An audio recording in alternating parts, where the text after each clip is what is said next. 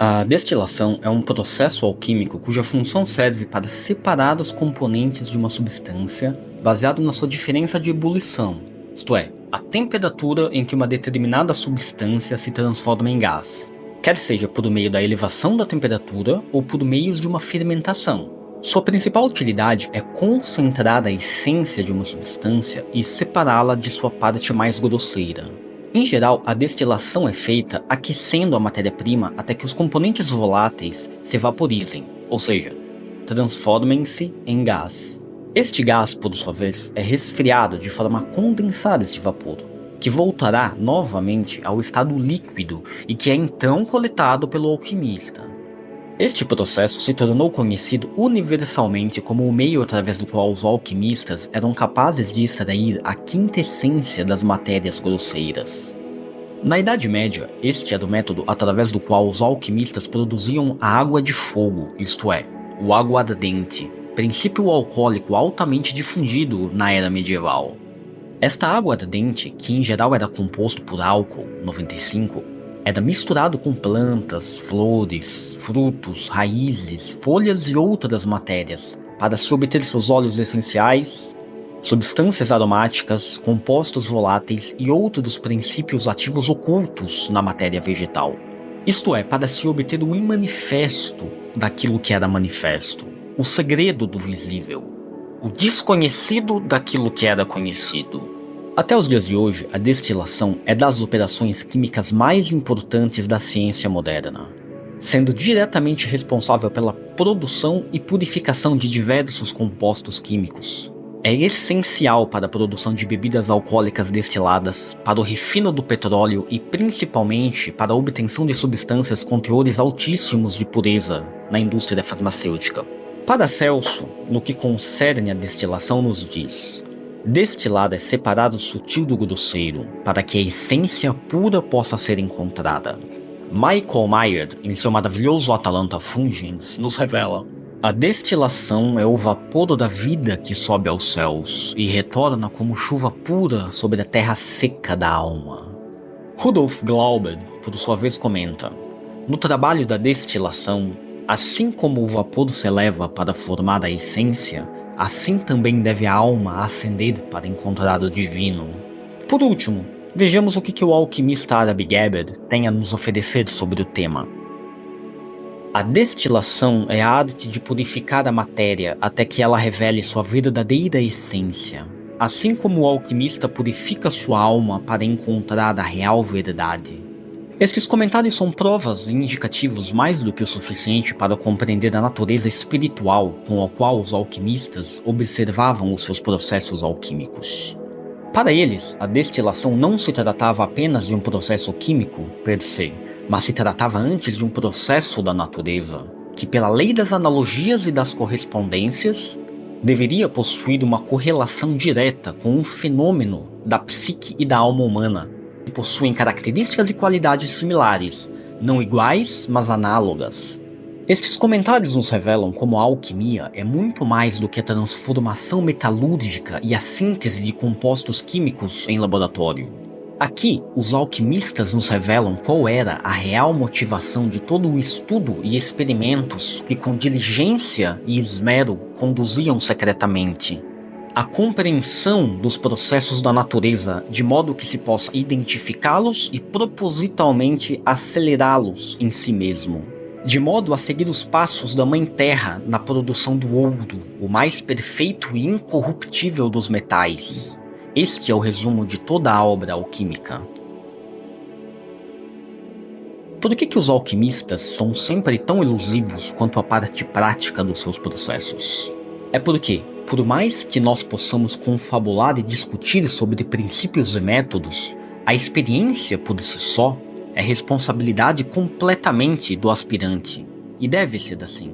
Poderíamos passar a tarde inteira discutindo métodos de andar de bicicleta, mas verdade seja dita, qualquer progresso real ou qualquer experimentação real só seria dada quando de fato subíssemos na bicicleta, não é assim? Portanto, os alquimistas se limitam a descrever a metodologia do progresso, mas raramente lhe dizem exatamente o que fazer. É porque o que pode ser correto e ajustado para um pode não ser devidamente adequado para outro. E isto é a maravilha da diversidade, e que estas coisas também devem ser assim.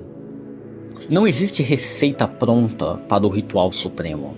Os alquimistas se limitavam a dizer o que precisava ser feito, mas raramente possuíam a arrogância de dizer como deveria ser feito.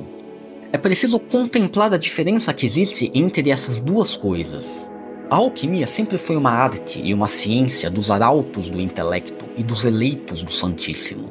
Para estes homens, meia palavra basta. E é por isso que durante o Renascimento, os alquimistas escreviam em metáforas e parábolas, e através de conjuntos de símbolos e sinais, que posteriormente vieram a ser conhecido como a língua dos pássaros. Um famoso magista disse: todo homem e toda mulher é uma estrela, todo número é infinito. Quão grande é o abismo numerológico que existe entre o 0.1 e o 1? Até onde podemos estender esta vastidão? Por isso os mestres e sábios de todos os tempos sempre disseram que o bruto será testado pelo fogo, o intelectual será testado por sua mente, o religioso terá seu orvalho em sua alma. E que um não deveria querer tomar o caminho de outro, pois assim como os processos alquímicos, estes são de caráter personalíssimo. Isto é, cada um tem o seu próprio caminho intransferível, seu próprio método e o seu próprio tempo de cocção. Que ninguém se preocupe mais com o caminho do outro do que com o seu próprio caminho. Este é o real sentido destas palavras. Vimos no processo anterior que a fermentação causa a putrefação, fase que marca o processo do nigredo, e que é caracterizado pelo trabalho de fortalecimento das características positivas que cultivamos e identificamos em nós mesmos após o trabalho da separação alquímica. A alma e o espírito continuam a trabalhar em união após a conjunção. Só que agora, esses princípios estão fortalecidos e se encontram em seu estágio amadurecido, prontos para começar a jornada cujo fim é a própria Magnum Opus. A fase de destilação é marcada por conflitos, uma vez que o fogo do Atanor precisa ser elevado, de modo que a essência seja volatilizada. Conosco acontecerá da mesma forma. Durante este processo é natural a presença de desafios, dúvidas, conflitos e armadilhas. Isto é assim e também deve ser assim, porque é preciso que demonstremos o nosso valor e provemos nossas intenções. A vida tende a nos colocar contra nós mesmos, fazendo com que confrontemos nosso próprio ego, nossa própria falsa identidade. E nunca existirá inimigo melhor do que nós mesmos. Assim como os metais também passam por exames para verificar a sua pureza, também devemos nós imitar estes testes através de artifícios alquímicos. Esta é a única prova com a qual a alma humana pode ser avaliada. Nossa relação direta com o mundo e com as pessoas do mundo. Isto advém apenas através de profunda compreensão de si mesmo, o que leva uma pessoa a entender as suas motivações, os seus reais objetivos. Isto lhe revela a intenção que a pessoa realmente possui com aquelas pessoas que lhe cercam, quer seja relações de amor ou de interesse, culminando com o ponto onde uma pessoa confronta a sua verdadeira face. Você se considera um santo ou um pecador imundo? A destilação alquímica é então a habilidade de ser capaz de fundir a sua existência com o meio em que você habita de modo harmonioso, sem ficar preso, sem ser encantado, sem ser enfeitiçado pelas tentações do mundo, que tendem a querer acorrentar o nosso ego através da identificação de algo para com a nossa personalidade. Essa capacidade se traduz em ser capaz de identificar o bom e o positivo aonde quer que ele exista e aonde quer que ele se manifeste. A clareza mental de identificar a genialidade em todas as áreas do conhecimento humano. Por consequência disto, é também a capacidade de enxergar tudo aquilo que é falso e venenoso. Nem todas as pessoas estão prontas para ver o mundo e as pessoas que elas idolatram como elas realmente são. Não por fora, no mundo das máscaras e das aparências, mas lá dentro, onde estão sozinhas consigo mesmas, cercadas por seus pensamentos e desejos mais secretos. A única salvação para alguém que está perdido em um oceano de caos é achar um ponto fixo do qual possa reestabelecer a própria ordem. O que eu quero dizer é que uma pessoa que tenha encontrado seu próprio equilíbrio e sua própria vontade torna-se, de certo modo, incorruptível pelo mundo. É o que as pessoas querem dizer quando falam que alguém é verdadeiro. Dizem que essa pessoa não pode ser comprada. Dizem que ela não pode ser vendida. Isto é, está acima da tentação e do poder do dinheiro. Existe algo mais importante para esta pessoa do que algo que o mundo pode oferecer. É da sabedoria popular dizer que o poder corrompe. É também justo dizer isto sobre o dinheiro, que de certa forma é poder cristalizado. Portanto, seria correto dizer que qualquer pessoa com poder ou dinheiro é corrompida? Não. A questão que os sábios parecem querer nos ensinar é que qualquer coisa que seja usufruída sem sabedoria e conhecimento tende a definhar ou a se corromper. Assim como o dinheiro e o poder, que nas mãos certas podem ser utilizados para o crescimento do bem e para a disseminação das boas novas. Quando uma pessoa encontra um objetivo, um fito, uma missão, o poder ou o dinheiro tomam a posição de auxiliares. E é assim que os alquimistas observam o laboratório. A prata, o ouro, o mercúrio, o cobre, o ferro e o estanho. Nada mais são do que indicativos de auxiliares, que no final são dispensáveis. A maior projeção do alquimista é dispensar a grande obra em si. Pois é dito, o sábio que não procura é porque já o encontrou. Quanto ao vulgo que busque, pois buscará uma vida inteira sem jamais o encontrar.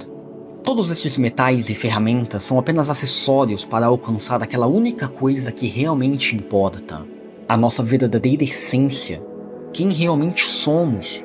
Aquele ser que, mesmo destituído de forma, nome, posses ou qualidades, ainda permanece sendo, ainda permanece existindo.